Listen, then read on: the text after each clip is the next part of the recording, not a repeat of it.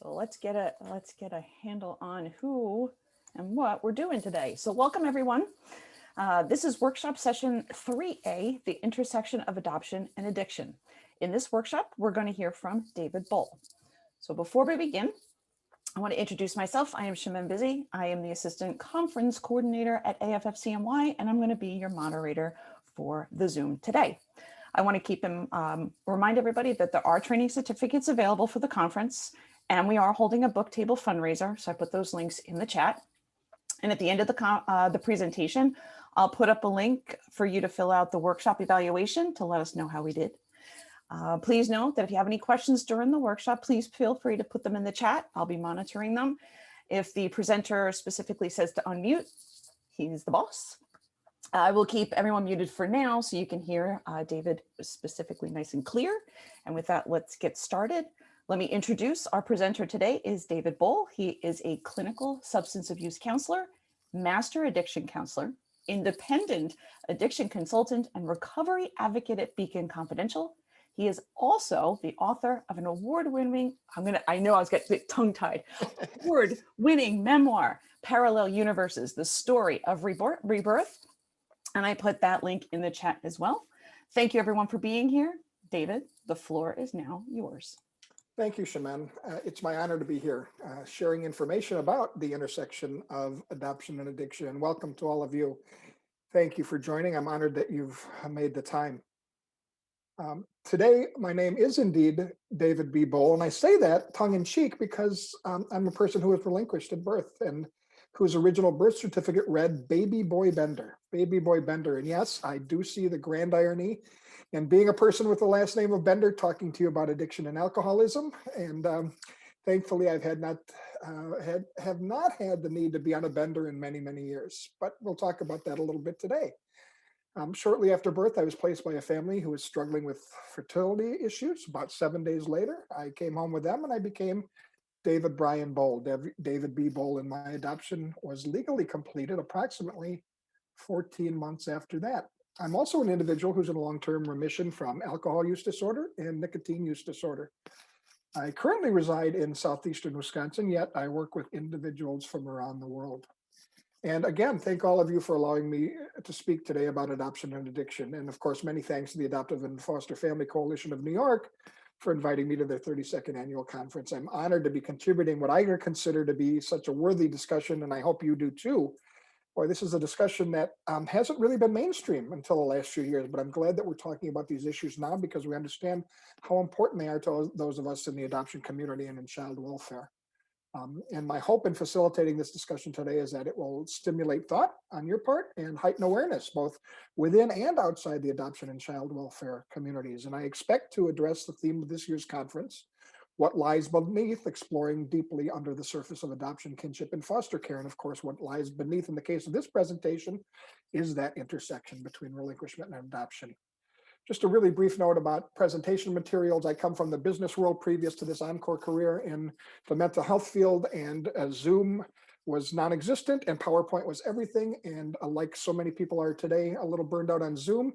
I'm immensely burned out on PowerPoint, so I won't be using one, but instead I'll be posting some comments in the chat that may be interesting to you with some links and some resources and some research that supports our thesis and our ongoing discussion here.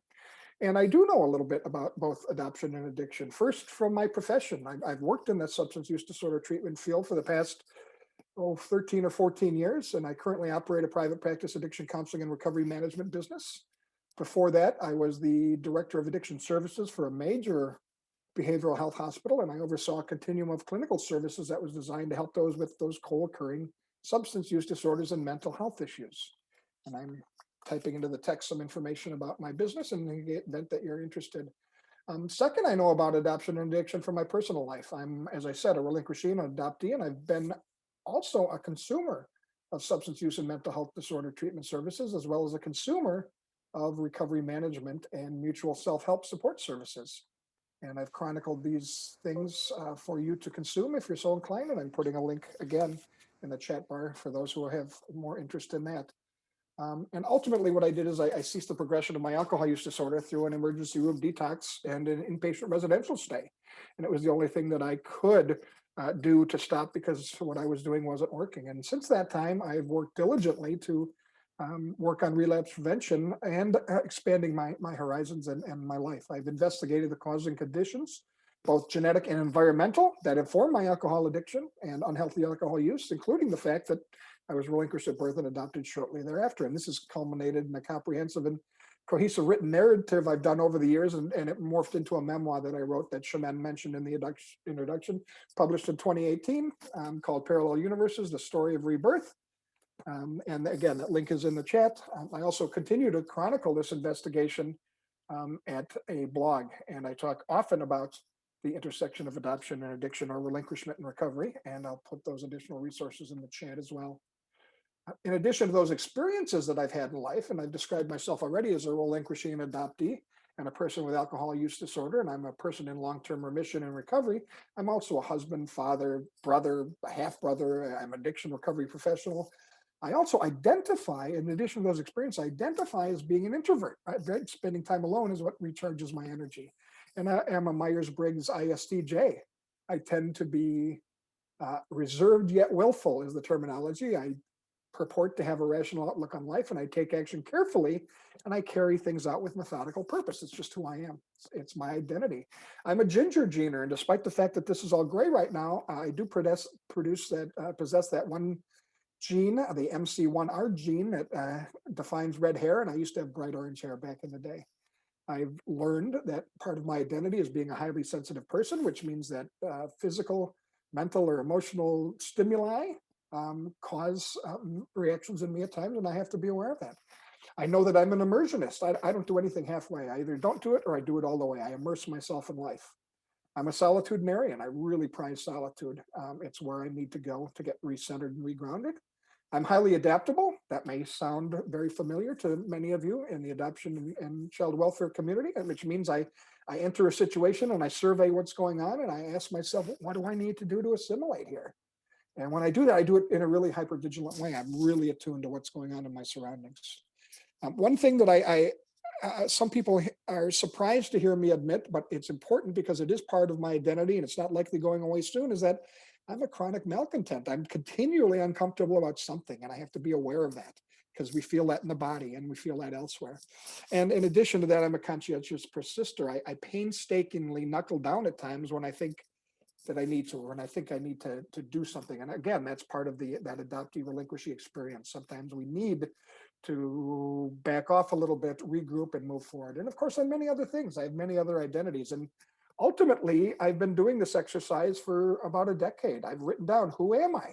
And I write down observations and I put them to the test, and I keep a running scroll of who I think I am at any given moment. And this is really important to me because I had no idea of what that was and who I was prior to actually deliberately setting out to do that. And of course, when I talk about this today, that is part of many adoptees' journeys, but particularly those who suffer from substance use or other behavioral health disorders. And ultimately, one thing that it says in that note is that I'm complex. And I use that term complex proudly because if people call me complicated, that implies that I'm overly so, or I'm unnecessarily complex, but that's not the case. Given my experiences and the life that I've led, complex is really a good moniker. And that's how I identify. And identity is a really important thing. And I think we need to define it because we get wrapped up in what it is and what it isn't. And the way I define it and the way it's been defined in literature and in discussions of identity development, it's who you are and the way you think about yourself and the way you're viewed by the world and those characteristics that define you. And the important thing about that is that it is not your experiences and your coping mechanisms. My identity is not my experiences, they're experiences. It's not my coping mechanisms. Those are things that I did and experiences that I had. And this is really, really important, especially for people in the adoption community, because identity and identity development is so important. We talk about it a lot. Not everybody knows what it means and how important it is and why. Well, why? Well, because adopted persons sometimes face special challenges in the development of identity as aspects of their histories may be unknown. And sometimes that makes it difficult to construct a coherent narrative linking the past, the present, and the future. And because other family members of the adoption community experience similar themes to adoptees, including those attachment disruptions and internalized shame and self-identity confusion and other parallel paths that others in the community experience, and because self-identity, the way we define ourselves, forms the basis of our self-esteem, and self-esteem informs many of our actions and inactions going forward. So that's the important thing to remember, especially for those of us affected by adoption, is that neither your experience nor your coping mechanisms. Those are things that happen to you. In addition to that, and more fundamental to that, there's a genuine person in there, and that's your identity. And I got to tell you, that took me a long time to learn, and it takes individuals in our community long times to assimilate at times. So I'm glad to have the opportunity to talk to you about this. So think about what you've experienced. What have each of you experienced, and how do you identify? If it's not part of the daily repertoire like it is mine, that's okay, but sometimes we have to think about these things. And I would guess that given the participants we have here today, maybe you've experienced some separation or abandonment, or some loss and grief and powerlessness and some anger and anxiety and trauma, and some trust or attachment issues, and some guilt and shame, or issues around secrecy, maybe some identity issues, or maybe some developmental interruptions. Given that you're in on this session, maybe you've faced challenges as having experienced some part of that relinquishment or addiction or adoption process, or perhaps you've been affected by someone with addiction or substance use disorder, or maybe you've been affected by someone with mental health issues. And those are experiences, and they help inform identity. So I think it's interesting to know we have in the room, especially when we talk about these really heavy, complex issues. And as a result, we'll do a quick poll. And of course, all of this is voluntary. Please don't feel pressured in any way if you're not comfortable, or if it's something that you're not comfortable responding to. And if you choose to, any response you give will be anonymous. We will not be able to know how any one person responded. And I'll pop up the poll in a minute. Please take a look, select as many answers as you think are appropriate to you. Again, your answers will be confidential and won't be connected to you in any way. We'll just do a summary of percentages afterwards. So here we go. Let me pop up the poll. There we go. Who's here? Please tell us. And we started the poll.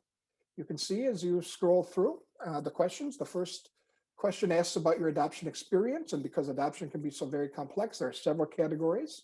Of course, the list is not exhaustive. And please, I am very sensitive to language, and I know this community is as well.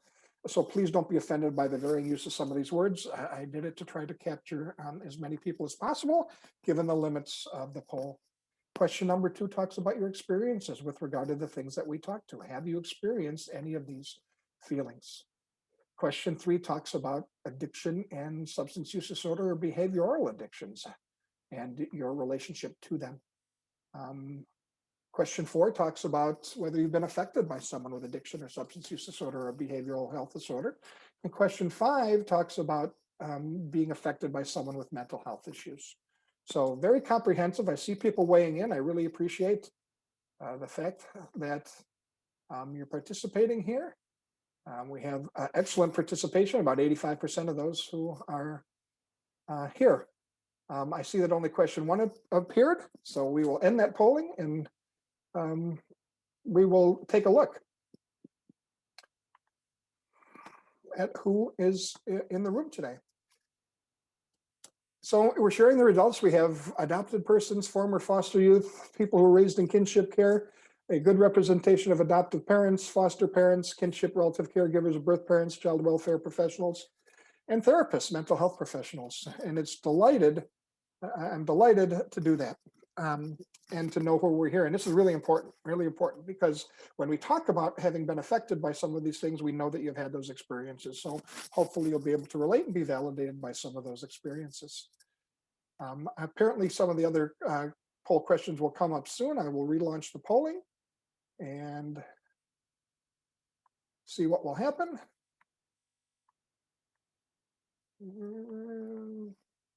I'm not seeing that part of the polling, but let's see how we do with the rest of those thoughts as we're anticipating those other poll questions, and I hope we have access to them. Please think about those other things that we talked about. Are you having had experienced trauma or separation or abandonment or loss or grief or anxiety or identity issues?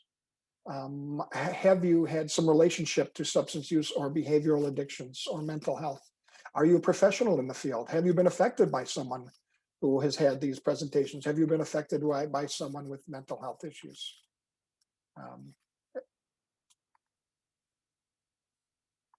So we'll go forward. If we can get that straightened out, we will relaunch that. But thank you for participating so far. I am heartened by the representation of individuals we have here, and I know that this is an important discussion for you. And again, it's really important when we talk about this and people affected by adoption to focus on identity, and that's what we were just doing. We were identifying and we were sharing our experiences. Um, Over the years, science and research have shown us, of course, that relinquishment, adoption, and its associated challenging experiences are social determinants of health. That is, they are experiences or social conditions that influence individual and group health. And if any of you had the benefit of having listened to Dr. Bruce Perry speak before this, you know he talked about that at great length. And that's a great deal of what his research has been about. And it's important that we recognize this because the general way in which we heal, that is the way we positively determine the course of our health, especially to those of us part of the adoption community, is by expanding our identities in an informed, gentle way by context and perspective. So again, it's about identity. So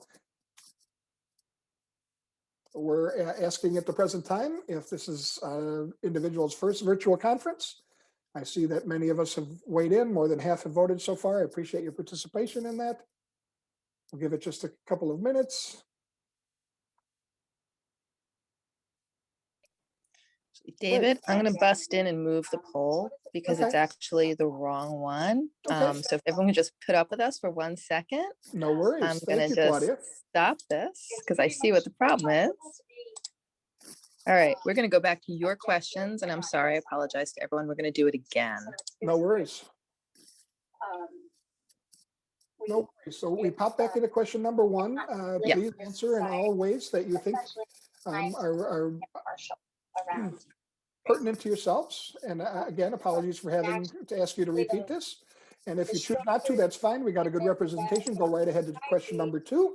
Have you experienced any of these things? Trauma, separation, abandonment, loss and grief, powerlessness and anger, anxiety, trust or attachment concerns, guilt, shame, secrecy, and identity issues. Question number 3 talks about, again, that relationship to addiction and substance use disorder, and if whether or not you're a professional within the addiction treatment field or the recovery management field. Question number 4 talks about whether or not you've been affected by someone with an addiction or substance use disorder or some other behavioral addiction or disorder. And question 5 asks if you've been affected by someone with a mental health issue. And again, thank you. It looks like many people are weighing in on these questions. I appreciate your participation. Just as a reminder, the reason I do this is I think it's really important to know who's in the room when we have these discussions, because people are coming at this from any number of different experiences, and they come at it with different identities, and we need to make sure that we're reinforcing people's experiences so that we can give them the appropriate tools to go forward and properly process and deal with these issues if they in fact are having them in their lives. So thank you to those of you who are weighing in. I appreciate it. It is probably coming as no surprise to anyone who's looking at the poll that question number 2, many of us are experiencing some of those very emotions that we've talked about, that those in the adoption community experience, which is unfortunate in one respect because that's the way of the world, but it's very fortunate in that we have a very common vocabulary with which to continue this discussion going forward. So thank you. Thank you for your responses to that question. Again, question number 3, pardon me, talks about whether or not you're a professional in the field, and it looks like we do have an addiction therapist and several case manager and social workers within the community, as well as some interventionists and some community organizers, and I think that's excellent.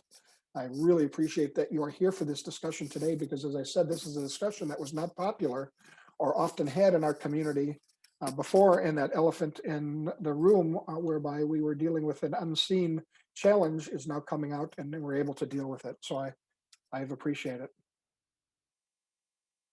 Thank you for your feedback in the chat room as you're going through the questionnaire. I appreciate it. Again, it looks like the majority, 86% of us have been affected by someone with addiction or substance use disorder and behavioral disorder. And that, unfortunately, in our society today is not uncommon, and it's becoming more and more common to have had that experience. And question number 5 asks, have you been affected by someone with mental health issues? And 95% of respondents have weighed in on that. So I really appreciate it. Thank you again, attendees, for putting your feedback in on the chat room. We apologize if there are any glitches in the poll, but I think this has given us exactly what we needed to see. We know who we're here with and who we're talking to in this polling. So Thank you very much for your participation and your openness. I'll share the results very quickly just to summarize. Here are the results of question number 1, which we saw earlier. Here are the results of question 2. Look at all those experiences of these emotions. A significant number of us have experienced loss and grief, which unfortunately, again, is certainly what we have seen in our society and in our very stressful lives. Question number 3, you see the professionals who are with us in the room today. Question number 4, again, 86% have seen someone with a substance use disorder. And question 5, here are the people, 96% have been affected by some mental health issues. So again, thank you so much. I really appreciate you taking the time to do that. So let's talk about what we came here to talk about today in specific, and that is something that's really well researched and pertinent to today's discussion, although it hasn't always been talked about in recent years, and that is simply that trauma or distress or suffering and addiction are indisputably linked. Trauma and addiction are indisputably linked. We cannot question that link anymore. Although because of the stigma surrounding addiction and sometimes the communities we work in, that is not so well understood. So how are these linked? Well, the more difficult your experience and the more troubled your development, the higher your risk for later life health problems, including addiction. And that's really straightforward. Again, if you listen to Dr. Bruce Perry, he talked about that in his keynote immediately before this. And it's very straightforward. Again, the more difficult your experiences and the more troubled your development, the higher your risk for later life health problems, including addiction. And this sounds probably very intuitive in this community in which we work. We're very attuned to this. We understand trauma-informed and trauma-sensitive work, but this hasn't always been the case. I mean, Dr. Nadine Burke-Harris years ago started talking about childhood experiences and linking them to stress with harmful effects in later life health. And Dr. Gabor Mate talks about trauma almost exclusively and its relationship to addiction and other mental health presentations, but his work has not always been understood. And of course, there's been a pioneer in this work as well, a therapist from England by the name of Paul Sunderland. In 2001, he did a LifeWorks lecture titled Adoption and Addiction, Remembered Not Recalled. And in 2019, he did a lecture for ICAD, the conference, Relinquishment and Adoption, Understanding the Impact of an Early Psychological Wound. And these are both available on YouTube, and I'm going to pop them into the chat for those who are interested. I would suggest that this, if you have, and I know that you might not, but if you have 53 minutes and you're looking for one resource regarding the intersection of adoption and addiction, these are 53 minutes incredibly well spent. Yet even though with these leaders doing their work, and even though the fact that Paul Sunderland's been doing this for 10 years, there's still confusion as to the question, what came first? Did the addiction come first, or did the trauma come first? Yet what I'm telling you and what we know is that the research continues to support the fact that the more troubled your development, the higher your risk for later life health problems, including addiction. And most of the research originated around the massive adverse childhood experiences study that was conducted about 25 years ago by the Centers for Disease Control and Kaiser Permanente. And I know that many of you in this community are familiar with that study. My apologies for referring to it again, but it is so seminal in the work that we do around addiction and adoption. I'm going to talk briefly about it here. There's a base of about 17,000 individuals, and it is one of the largest investigations of childhood abuse and neglect and later life health and well-being ever conducted. You may have heard Bruce Perry in the lecture beforehand talk about his having 80,000 subjects in his study. So this has been a wonderful launchpad for additional work that's been done. And that ACE score, that Advanced Childhood Experiences score, is used to assess ultimately childhood stress, which leads to increased risk of later life health problems, both physical and mental. And it initially was a 10-question survey, and it may be that in that form, in some forms today, but it determined that early psychological wounds can come from emotional experiences, neglect, and household dysfunction. And I won't read the 10 questions from the original study. You can Google them if you aren't familiar with them. Yet they fall into two main categories. They fall into the category of personal experiences we've had, and the category of experiences related to other family members. And so the 5 that are personal are related to physical, verbal, sexual abuse, physical neglect, and emotional neglect. The 5 related to others basically stipulate a parent who's experienced an addiction, or a mother who's been a victim of domestic violence, or a family member in jail, or a family member diagnosed with mental illness, or perhaps the disappearance of a parent through divorce, death, or abandonment. And though there's no specific mention of relinquishment in the original study, an important thing to remember here is that that ACE score is meant to be a guideline. The list isn't inclusive. Unfortunately, and sadly, there are many other adverse childhood experiences, which can include relinquishment and adoption experiences. For some, right? And the key is for some. So if you experience a separation from your child or birth mother or other types of toxic stress over a period of months or years, like adoption and difficulty attaching and attuning to caregivers and others that should be trusted, well, then those would likely qualify as adverse childhood experiences and increase your health consequences. Again, adverse childhood experiences, sadly, are quite common in our society. So almost 2/3 of the people in that original study reported at least one ACE, and more than 1 in 5, 20% reported more, 3 or more ACEs. And study findings repeatedly reveal a graded dose-response relationship between the adverse childhood experience and negative health and well-beings across the life course, which means that the more the stressors, the more the risk of problems. And even that initial study 25 years ago found that that increased the risk for the following. And again, this list isn't inclusive, it's just pertinent to our discussion. It increased the risk of alcoholism and alcohol abuse and chronic pulmonary disease and depression and health-related quality of life and illicit drug use, heart disease, liver disease, poor work performance, financial stress, risk for intimate partner violence, multiple sexual partners, sexually transmitted diseases, smoking, suicide attempts, unintended pregnancies, early initiation of smoking, early initiation of sexual activity, and adolescent pregnancy, risk for sexual violence, poor academic achievement. So since that time, in the last 25 years, over 2,000 studies have been conducted related to ACEs. And consistently, yet sadly, these studies have found that individuals experiencing 4 or more adverse childhood experiences have a higher risk of multiple concerns. And these include nearly 4 times more likely to have anxiety, and they're over 4 times more likely to have depression. And those with 4 or more ACEs are nearly 6 times more likely to engage in illicit drug use and 6 times more likely to have problematic alcohol use, and over 7 times more likely to experience violence victimization in adulthood, and 10 times more likely to experience problematic drug use, and 30 times more likely to attempt suicide as an adult than individuals with fewer than 4 ACEs. And I'm going to put in the chat the citation for that study that summarizes those 2,000 studies that have been conducted in the last 25 years, because it is so important to our work. So what we basically know is that there are mechanisms by which these adverse childhood experiences influence health and well-being throughout the lifestyle. So someone has adverse childhood experiences, they have disrupted neurodevelopment, right? I refer to that as developmental interruptions. They then might have social, emotional, and cognitive impairment or disruption in some way. They adopt healthy risky health behaviors in order to deal with some of those things. They sometimes experience disease, disability, and social problems, and oftentimes, unfortunately, it leads to early death. So in other words, again, this is so important. We know without doubt today that adverse childhood experiences are social determinants of health. So the ultimate question for our purposes becomes, is adoption an adverse childhood experience? And of course, perhaps the more important and complete question is our relinquishment and our adoption stressful and traumatic? And the answer, of course, is they can be sometimes. Relinquishment and adoption can be experienced as a complex interrupted trauma, and adoption can be experienced as a developmental or chronic stress or trauma.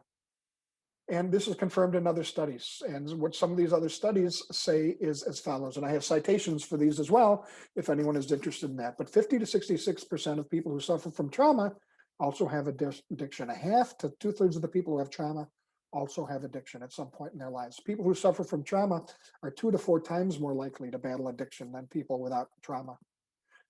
When people have co-occurring trauma and substance use disorders, that's usually associated with a much more complex and costly clinical course when compared to treating either disorder alone. And increased chronic physical health problems come, poor social functioning, higher rates of suicide attempts, more legal problems, increased risk of violence, worse treatment adherence, and less improvement during treatment are experienced when people are dealing with both the trauma and the substance use disorder. And conversely, better rates of abstinence from substances and lower levels of mental health problems are obtained when that trauma and the addiction are treated concurrently in an integrated way, when they're treated at the same time and they're treated by a team who is working together to identify problems and to create methods and solutions to get positive outcomes.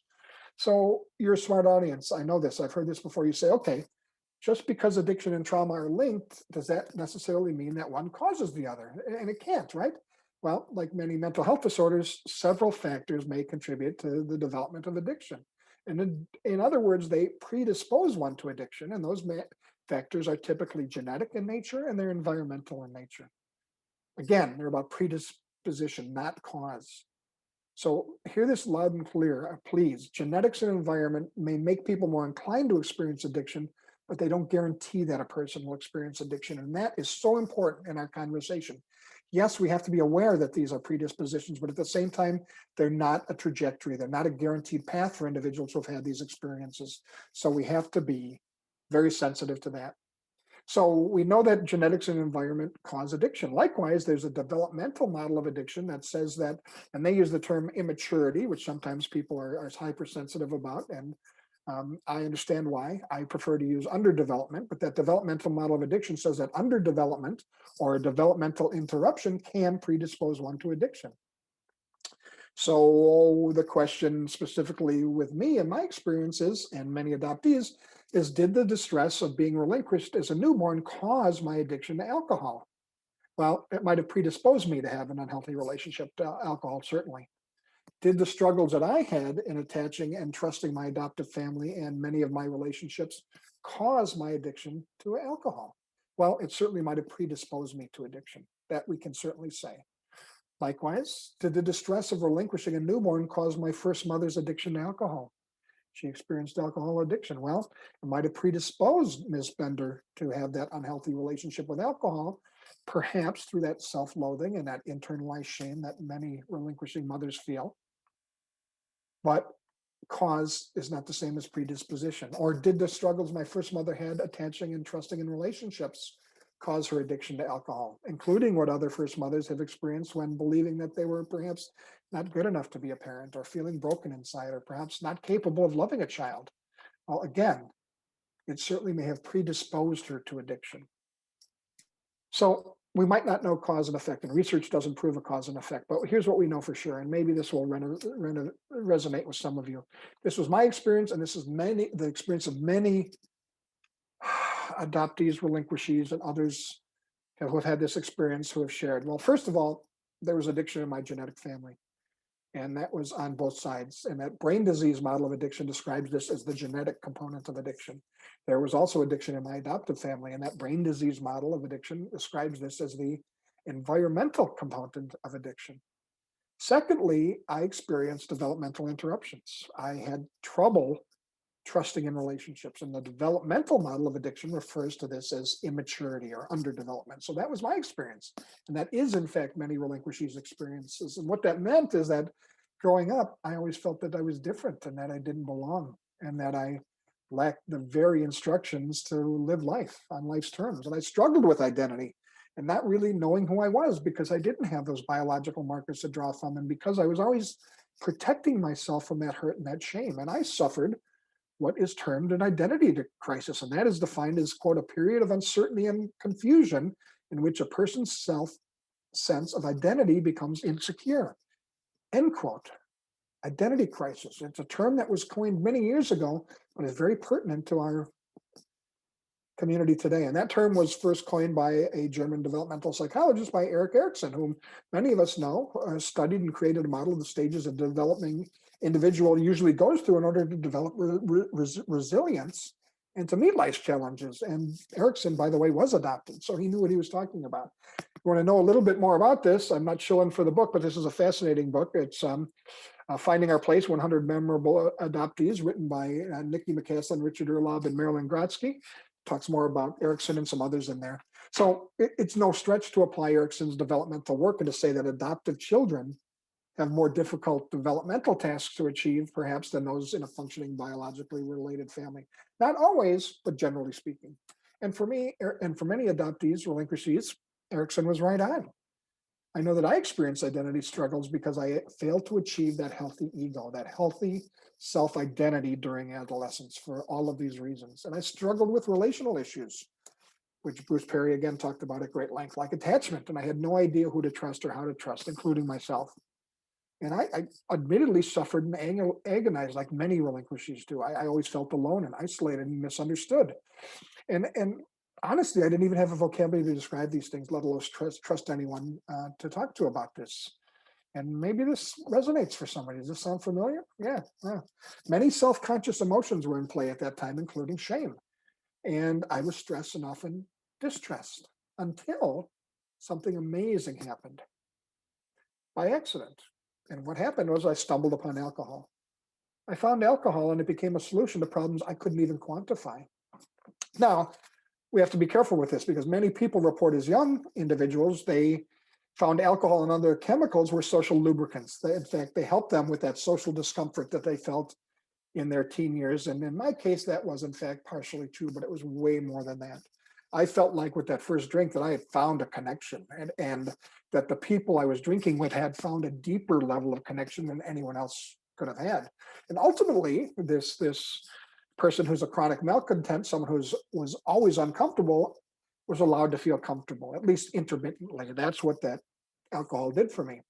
Additionally, professionals say that people who experience addiction cease in their psychological, their psychosocial, or their personal development the moment that they begin using drugs and alcohol in addictive ways. And what I can tell you is that looking back on the time when I took that first drink at age 13, I can now say that I was probably immediately drinking alcoholically because alcohol altered my perceptions. It changed my reality. And I believe that using alcohol as a coping mechanism furthered the problem I had with my identity crisis, where I continued to struggle to achieve that strong sense of self-identity because it stood in the way of healthy development. I was using it as a coping mechanism, and I medicated and numbed myself instead of processed life and learned how to deal with it. And this is sometimes referred to in popular culture as self-medicating. And in fact, it is a medical concept. And that self-medication theory of addiction posits that people use substances like alcohol and drugs, or perhaps other addictive behaviors such as eating or shopping or gambling, not to seek pleasure or euphoria, but to relieve pain, right? To get rid of that dysphoria. So in other words, they change or they medicate or they treat those painful symptoms of an uncomfortable emotional state with unhealthy chemicals or behaviors, oftentimes through a process of numbing very active thoughts and emotions. So the next time someone talks to you about they're medicating their feelings or they're doing things, know that there is a medical basis for this and there is a definition for that. And I have provided in the chat the language behind that. That may be helpful to you going forward. So here I am self-medicating and I'm numbing these feelings. I'm feeling connected, but eventually the progressive nature of that alcohol addiction, like any other addiction, caught up with me. And what was once that magic elixir or medication for what had ailed me became an absolute poison. And it went from being a solution to being a problem. And it didn't happen overnight. Of course, there was a progression like we read about and know about clinically with regard to addiction, but it happened. And like many stories that we hear, it was ugly in the end. And for me and many other adoptees, this is the case. And I mean physically, emotionally, psychologically, and relationally ugly. And I use the term relationally as opposed to spiritually because I've learned that some people are not able to connect necessarily with that word spiritually. So I prefer the term relationally in general discussions. And all of those things happen. But thankfully, despite all of that happening, I was able to stop using alcohol and clear my mind. I needed help to do that, medical help and psychological help, and I did that. Yet, once my mind cleared from that, I continued to feel lost, and I felt that something was wrong with me beyond my alcoholism. And I had no idea what it was. People in this community sometimes refer to that as being in the fog, and I needed to come out of the fog because my assumption was that something had to be wrong with me because I was given up for adoption, right? And that's the feeling of many people in this community. So what that meant is I had to dig deeper. It wasn't just a matter of being sober. There's so much more to being sober in life and growing and going forward. I had to be that conscientious persister that I talked about, which meant that I had to start questioning my perceptions that had informed my thoughts and my emotions and attitudes. And I had to pick up that process of personal development, that maturing and building resilience, including learning some healthy coping mechanisms for life challenges from where I left off, from where they were developmentally interrupted, from where I medicated them so as not to have to deal with them. And that to me is ultimately what healing is in recovery is about. And for so many people in this community who are experiencing addiction or unhealthy relationships to substances and behaviors, it's about resuming that process of personal development where they had left off or where it was interrupted. And I know that if I didn't do that work, and this is true for many adoptees as well, first the addiction and then the shame were going to tear me apart. And I literally mean tear. I chose that term tear very intentionally because I literally felt at war with myself, and that my identities, these fragmented selves, were being ripped further and further away from each other. And so I did this work to better understand myself, to discover and solidify my identity, to better and more completely answer that question, who am I? Who am I? And I've learned the hard way that I need to constantly ask myself that question to stay happy and healthy, because I've had some forays into forgetting about that, and they haven't gone very well. They turn into immense stress, and stress oftentimes leads to unhealthy coping mechanisms. But more specifically, this journey that I and many adoptees go on because of our experiences are investigating how our experiences or our context and our observations, our perceptions have combined to inform who we are today and how we process today. And it's ultimately about examining the role of myself, that is my identity, character, values, personality, psyche, and spirit, not only in the present, but in the past and in the future as best we can. And that's not always easy to do. I try to use Dr. Bruce Perry's 6 R's, those core elements of positive developmental, educational, and therapeutic experiences that are both trauma informed and developmentally respectful. And he talks about things being relational and safe and relevant, where they're developmentally matched to an individual, and rewarding, where they're pleasurable, and repetitive, where they're repeated over time, they're patterned, and where they're rhythmic, where they resonate with my neural patterns, biologically and cognitive patterns, and they're respectful of child, adult, and family culture. So put another way, going through that process is about undergoing a thorough and intentional process of identity development, right?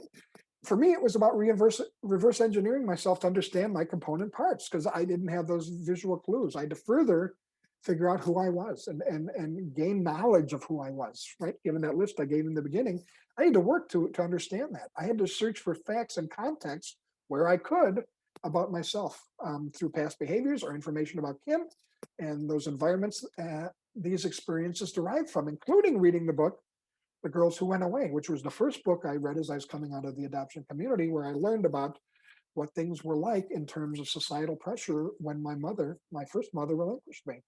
And it was hugely important to this developmental process and the identity development. And once I got a list of those things going, or once I got an understanding, I had to put into place what I believed to be true. I had to put it to the test. Is this really true? Or am I in fact using that old coping mechanism of adapting or overly adapting to a situation? Is this the chameleon in me, or is this really who I am? And for me, what was really helpful is I chronicled my narrative. I had to develop that cohesive narrative because it was essential to my emotional and psychological well-being. And that is very true for many adoptees. Not suggesting adoptees have to write memoirs like I did, but helping to chronicle this narrative is really important. And there's ultimately science that backed this up. And years ago, decades ago, Dr. Mary Main of UC Berkeley found that if a parent, and this is even more true of a mother, can tell an emotionally coherent narrative about themselves, the greater their chance their children can do the same. And what that means for their children is that they'll be more emotionally secure. That is, their general happiness won't be shaken by major disturbances in life. Put another way, a child's emotional stability is 75% dependent on a parent being able to know himself or herself. So that research informs my drive to do this work, even though it's immensely difficult at times. In addition, I studied at length Dr. Dan McAdams at Northwestern University. And what he found was that narrating one's life story, or making sense of their own lives, narrating one's identity would be another way to say that, is founded in positive psychology, of course, and it allows people to experience post-traumatic growth. Post-traumatic growth, where there are positive outcomes and experiences, outlooks on life that might not have been achieved had the stress described in the narrative never occurred. And this is really important for individuals in our community having experienced some sort of relinquishment or having been interfacing with relinquishment and are experiencing addiction. In other words, going through a process of trying to create a connection with what we lost and integrate that loss into one's life story can move one's life forward. And again, when you answer that poll, the majority or the biggest number of respondents who listed experiences talked about loss and grief. And that's why this is so important. So My ongoing personal development work is also about giving my children, and they're adults now, but giving them every opportunity to live fulfilling, phenomenal lives and to be at peace with their true selves, because I've helped them with their narratives by being cohesive about mine, being able to tell a chronological experience, life story, whereby I incorporated emotions and life experiences that make sense to me and make sense to them. And that's what ultimately recovering and healing means to me, and what it means to many people in our community who are experiencing both adoption and addiction. It's about identity development, and it's about identity expansion. Right? We're so much more than just one thing. We're so much more than people struggling with substance use disorders or behavioral disorders. There's so much more. And working on identity at the time is really important. So back to that question, is relinquishment and adoption a type of trauma? The answer, yes. Yes, it can be. Is it an adverse childhood experience? Yes, it can be. And here's some more research on the topic, just so that you're aware. We know that there are about 7 million Americans who are adopted out of about 323 million of us, so that's about 2%. Likewise, about 2% of US children are adopted. However, about 100 million Americans have adopted experiences in their families, or about a third of the population. We also know that the vast majority of adoptions today are open. That is, information is freely exchanged, whereas my adoption was a closed adoption. And that's because the benefits of adoption for all parties involved are well established in research. Sharing information is important. Birth mothers, others experience that. Birth mothers have noted that having ongoing contact with their child's adoptive families enable them to report less grief and regret and guilt and sadness than those who haven't had those opportunities. Adopted adults have higher degrees of mental health issues. Again, I have citations for these in case anyone would like to research them on their own. Adopted adults and adolescents are more likely to receive counseling.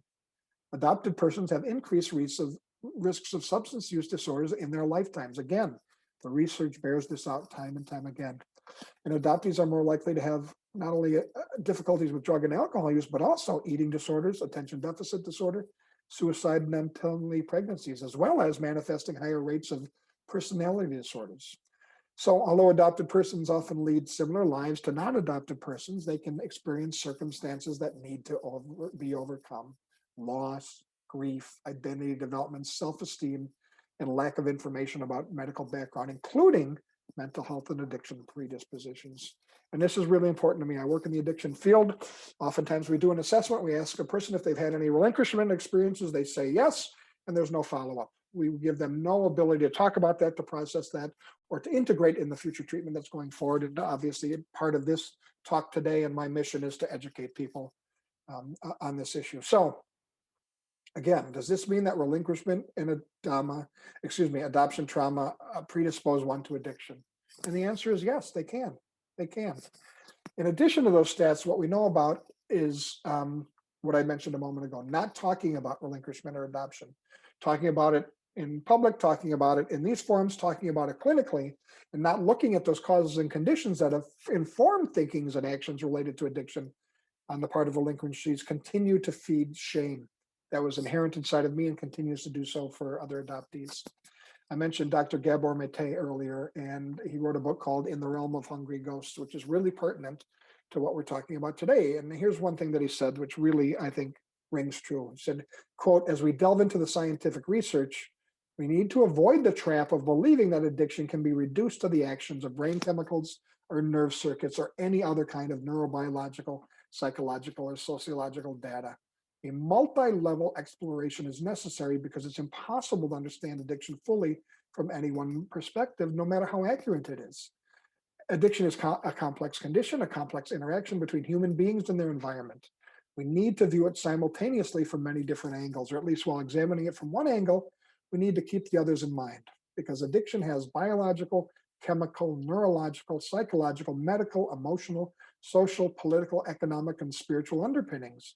To get anywhere near a complete picture, we must keep shaking the kaleidoscope to see what other patterns emerge," end quote. And wow, what a description, kaleidoscope. That is ultimately what's really important. Addiction stories are very complex, and relinquishment and adoption stories tend to be very complex. So to say that I or others are an alcoholic or an addict and nothing else matters because it's a primary presentation may be true, but it's wholly inadequate.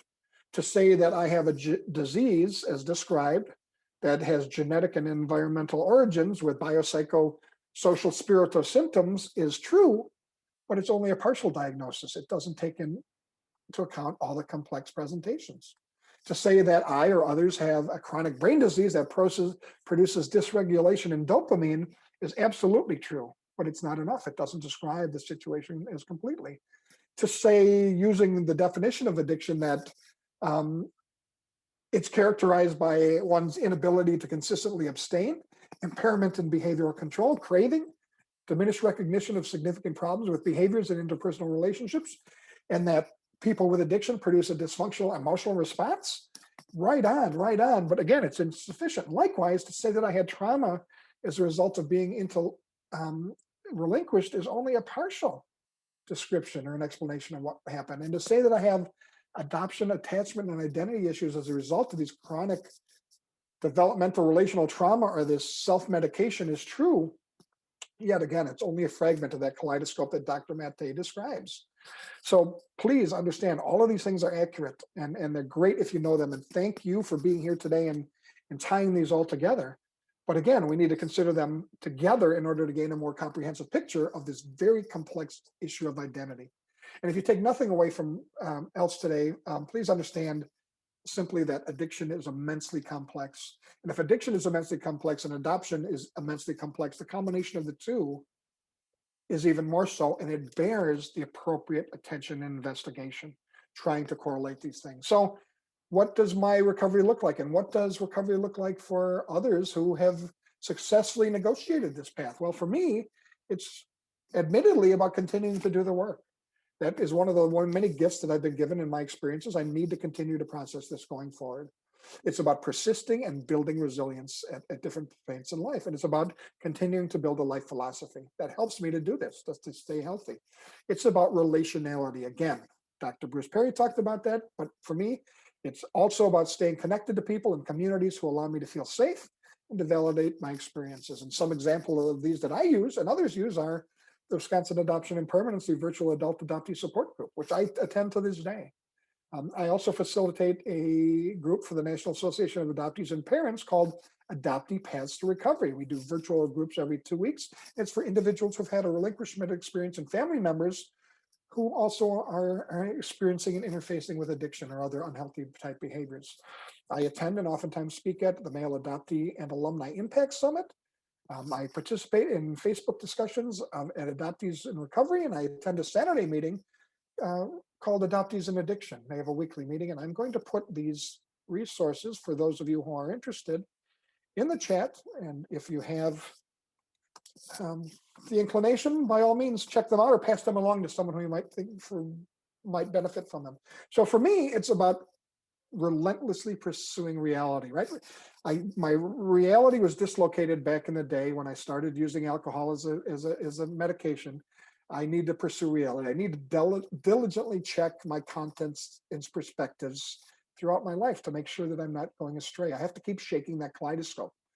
And oftentimes relinquishees do too. And I know that as a relinquishee and as an adoptee, that this can sometimes be terrifying work. Yet I need to do it to remain healthy and to build that resilience and to stay healthy. So I continue to do it. And sometimes I do it with help. And today my life is phenomenal. And I don't say that in a boastful way. I don't mean that in a boastful way. My mantra is that in most ways, my life is ideal. And even in this world, that's true. I have great relationships with family and friends, and I mean extended family and friends. As one example, both my biological parents had passed before I was able to start searching for them. I was willing to start searching for them. But I met a sister of my father and a half brother and half sisters, and I'm building relationships with them. I speak with them and see them regularly. In addition to the relationships I have within my adoptive family, and in addition to the relationships I have with my wife and my adult children and their particular partners in life. I truly enjoy the work that I do and the people I get to work with and the people I get to share this message with. I know mostly who I am. I know of my identity to the degree that I can today. And I'm at peace with myself, although admittedly, I'm not always at peace with the world, but I'm working at it. I accept and coexist with reality as it truly is. And I have an expansive identity that serves me healthy today. I'm very fortunate. And ultimately, that's what recovery looks like for many adoptees suffering from addictive behaviors and addictive substances. And besides that, I'm afforded the chance to have this very crucial dialogue with all of you about that intersection of relinquishment and addiction. And my hope is that it's provided to you some opportunity to connect some of these previously unconnected ideas or experiences, or maybe it's given you motivation to apply them in your work or to investigate them further. And by all means, please rely upon me as a resource for that going forward if you're so inclined. And I thank you for your attention today.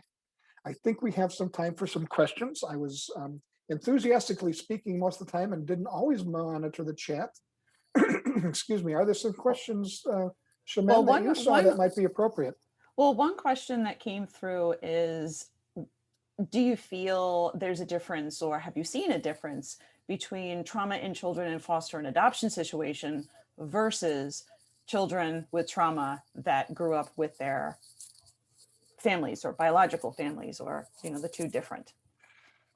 That's an interesting question. And the answer is yes, one can see a difference. It would be inappropriate for me to generalize without statistics behind that. But what I would suggest is that in individuals who have had that relinquishment experience and then been brought into an environment that was not biological in nature, that the complex trauma tends to be a larger factor than that relinquishment trauma might have been.